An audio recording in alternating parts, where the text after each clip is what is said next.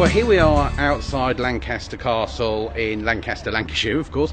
Now, behind me is the Great Gatehouse, which was built by Henry, Duke of Lancaster, who's better known to history as King Henry IV. The reason why I thought we'd come here is that Henry never set out to become king at all.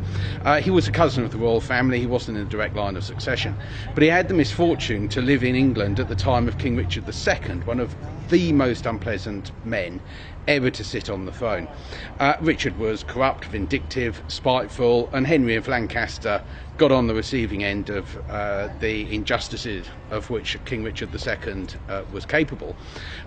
He was exiled, all his estates were confiscated. Henry came back and he landed here in northern England, declaring that he was coming back to reclaim the estates that had been unjustly taken from him, launch a legal case against the king and so on.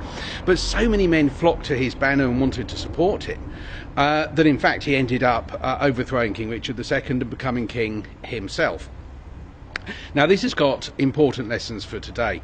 When you have a regime in which it is impossible to change the people in power, you end up with civil wars, revolutions, rebellions, bloodshed, mayhem, and all sorts of other unpleasant things. Now, here in this country, we've learnt those lessons. And over the years, we've developed a constitution which allows for the people in power to be voted out by the people, and in order for there to be smooth transitions from one regime to the next.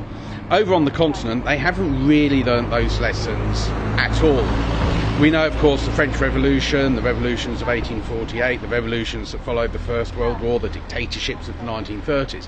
And unfortunately, the European Union is continuing to make exactly the same mistakes.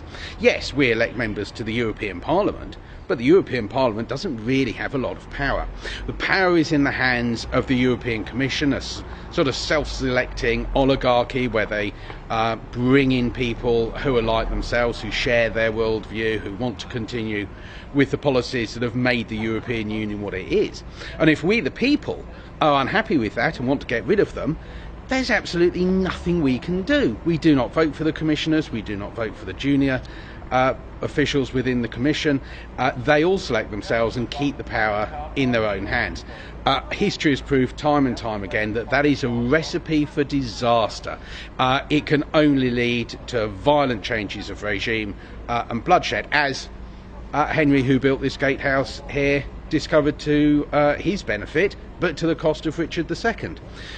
So, when it comes to the referendum on the European Union, I'm going to be voting to leave the European Union because I believe that a democratic constitution and an ability to have a smooth changeover from one Prime Minister to the next is the best way forward. It leads to stable government, it leads to a prosperous economy, and it will keep us away from the sort of turmoil and upheavals that we're currently seeing in Greece, and sadly I believe we'll be seeing elsewhere.